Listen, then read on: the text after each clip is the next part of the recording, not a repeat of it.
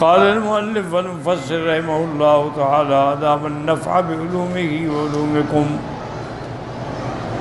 وعلومكم في الدارين آمين إلى أن قال لما ذكر تعالى حال الأشقياء ثنى بذكر السعداء الذين آمنوا بالله وصدقوا المرسلين فيما جاءوا به وعملوا بما أمروهم به من الأعمال الصالحة فلهم جنات عدن والأذن والإقامة. اب مفسر رحمۃ اللہ علیہ فرماتے ہیں کہ اس سے پہلے اللہ پاک نے اشقیاء کا، کفار کا، ان کا احوال بیان کیا تھا کہ انا اعتدنا للظالمین نارا احاط بهم سرادقها وان يستغيثوا يغاثوا بماء كالمهل يشفي الوجوه بئس الشراب وساءت مرتفقا. اب اس کے مقابلے میں اللہ تعالی سعداء اور نیک لوگوں کا حال بیان فرماتے ہیں، کیونکہ یہ سنت اللہ ہے اللہ کے قرآن میں کہ اگر کفار کا حال آئے گا تو بعد بے مومنوں کا ذکر بھی آئے گا، کیونکہ الاشیاء تتباین بالازداد، دونوں ضدیں جب سامنے آ جائیں، تصویر کے دونوں رخ سامنے آ جائیں تو پھر بات سمجھ آتی ہے.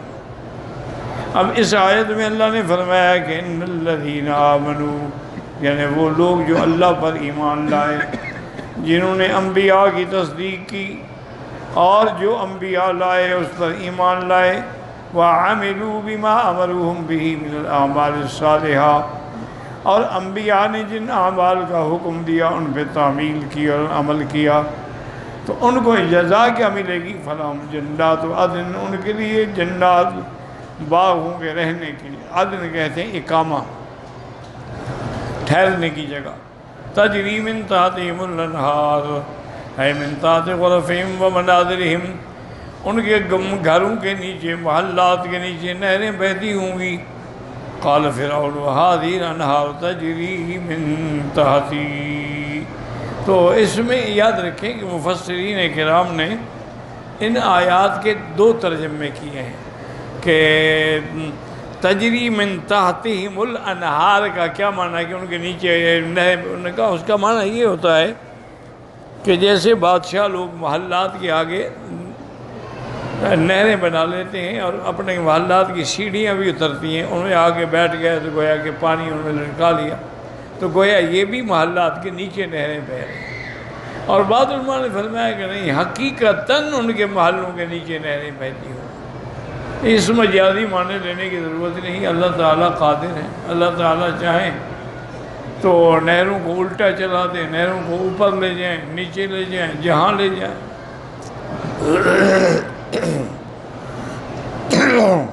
اور فرعون نے بھی یہی فخر کیا تھا نا کہ ہادہ الانہار تجری، دیکھو میرے محلات کے نیچے نہریں بہتی ہیں، اور موسیٰ علیہ السلام کے پاس کچھ بھی نہیں ہے. یحلون فیہا من اساور من ذہب وقال فی المکان الآخر ولؤلؤا ولباسهم فیہا حریر. یحلون فیہا، ان کو وہاں زیور پہنائے جائیں. اصل بات یہ ہے کہ پہلے بھی بادشاہ جو گزرے ہیں نا وہ باقاعدہ زیور پہنتے تھے، سر پہ تاج رکھتے تھے، ہاتھوں میں کنگن پہنتے تھے، گلے کے اندر مالا لٹکاتے تھے.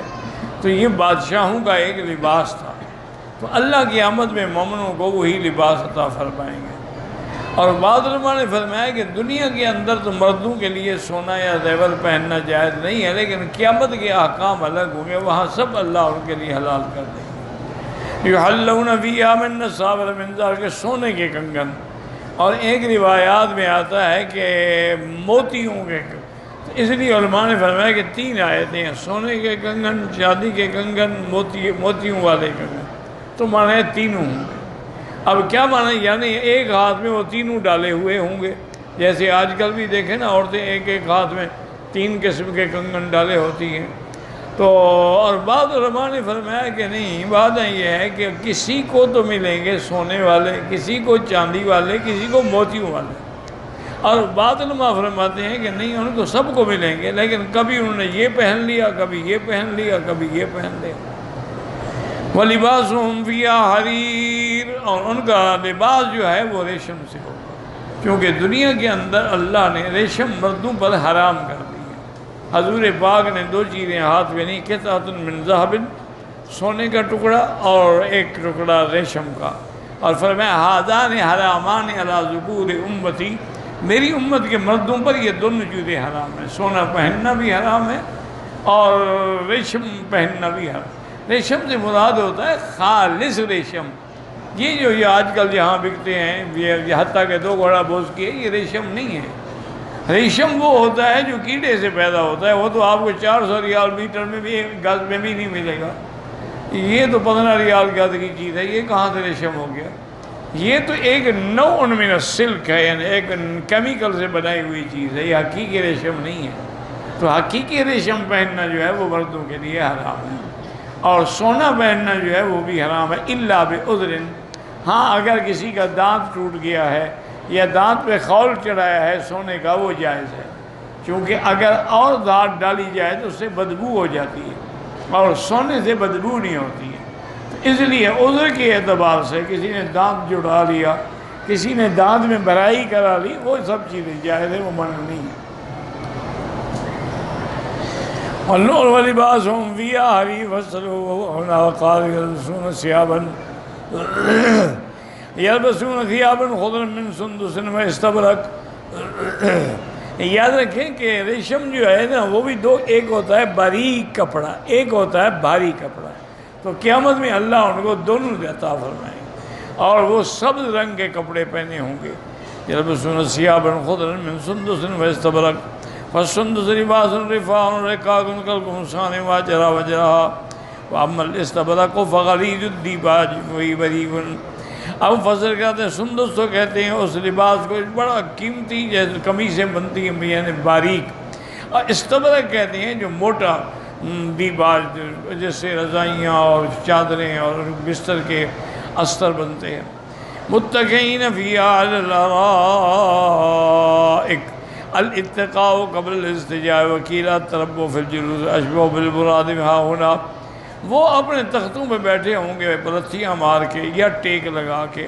ومن والحدیث السیب ما انا فلا آکل متکئا، حضور پاک نے فرمایا کہ میں کبھی ٹیک لگا کے کھانا نہیں کھاتا، اس لیے آپ کبھی کرسی پہ بیٹھ کے کھانا نہیں کھاتے تھے، کبھی ٹیک لگا کے نہیں کھاتے تھے، کیونکہ کھانا اللہ کی نعمت ہے تو عاجزی کے ساتھ بیٹھ کے کھانا چاہیے، کیونکہ اللہ جو دینے پہ قادر ہے وہ ہمیں محروم کرنے پہ قادر ہے۔ کتنے لوگ ہیں یعنی جو عرب پتی لیکن کھانا نہیں کھا سکتے، نصیب ہی نہیں، اللہ پاک نے ان کو کھانا نصیب ہی نہیں کیا۔ اس وقت دنیا میں فورڈ جو ہے نا، دنیا میں تقریباً کوئی 4تھے نمبر کا امیر ہے، وہ اس کی زبان کا اللہ نے ذائقہ چھین لیا ہے، اس کو پتہ نہیں لگتا ہے میٹھا ہے پھیکا ہے کیا ہے، یعنی کھانا کھلاؤ یا گھاس کھلاؤ برابر ہے، اس کو پتہ ہی نہیں، ذائقہ ہی نہیں آتا۔ جب ذائقہ نہ ہو تو کھانے کا کیا مزہ آئے گا؟ صرف زبان ہے، سب کچھ ہے، لیکن ذائقہ اٹھا لیا اللہ نے۔ اب فرماتے ہیں الارائک ولا، یہ ہماری کہتے ہیں سریر تحت الحجرت، الحجرت کو یعرف الناس زبان ھذا بالشبش خانہ، یہ عریقہ کہتے ہیں جیسے کہ دلہن کے لیے شادی کی رات، سہاگ کی رات، اس کی چارپائی کے ارد گرد باقاعدہ جیسے ہم مچھردانیاں تانتے ہیں ایسے اس کا گھر بناتے ہیں، اوپر پھول ڈالتے ہیں، تو اس لیے ان کے لیے بھی ایسے انتظامات ہوں گے جنت کے اندر۔ قال عبدالرزاق الراہی الحجال اسر فی الحجال قال نعم الثواب وحسنت مرتفقا، اے انعمت الجنہ ثواب اللہ علیہم، کتنا میں نے ان کو نعمت عطا فرمائی جنت کی ان کے اعمال پر، اور کتنا بہتر جگہ عطا فرمائی رہنے کے، حسن منزل وقیع مقاما کما قال فی النار بئس الشراب والساعۃ مرتفقا، کافروں کے لیے برا شراب اور برا ٹھکانہ۔ ہکذا قابل بینہما بسرک انہا ساعۃ مستقرا ومقاما، ثم ذکر صفات لمن وقع اولئک یجزون الغرفۃ بما صبروا یلقون فیہا تحیۃ وسلام خالدین فیہا حسنت مستقرا ومقاما۔